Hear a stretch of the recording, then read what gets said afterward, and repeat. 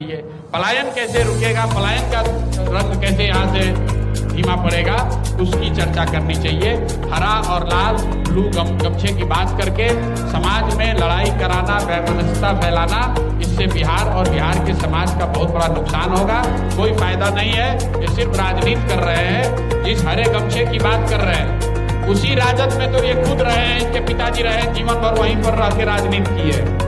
तो राजद के लोगों उस समय तो हरा गमछा पहन के ही घूम रहे थे। इनके पिताजी का बयान है, देख लीजिए मुंगेर में, कि हम लोग तो मोदी जी को यहीं मैदान में गाड़ देंगे। ये उन्हीं के शब्द हैं, उन्हीं के वक्तव्य हैं। ये तो कुर्सी के लिए आज गमछा भगवा पहने हुए हैं तो हरा को दोषी बता रहे हैं। कल हरा गमछा से कुर्सी मिल जाए तो भगवा को दोषी बताने लगेंगे। उनके लिए कोई रंग नहीं है, एक ही रंग है, वो है सत्ता का रंग।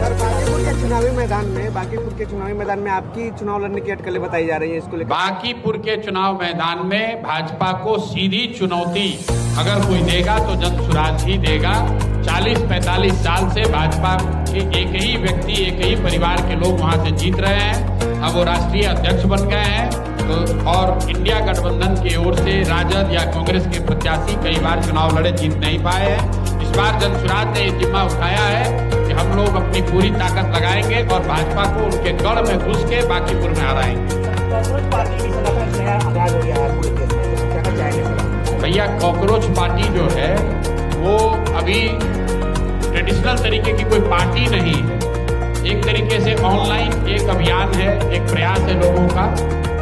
उसमें इसलिए उसकी चर्चा हो रही है कि उसमें 2 करोड़ से ज्यादा लोग जाके इंस्टा के पेज पर लाइक कर दिए, मतलब 2 करोड़ से ज्यादा लोग उससे जुड़ गए। उसकी चर्चा इसलिए हो रही है कि सरकार ने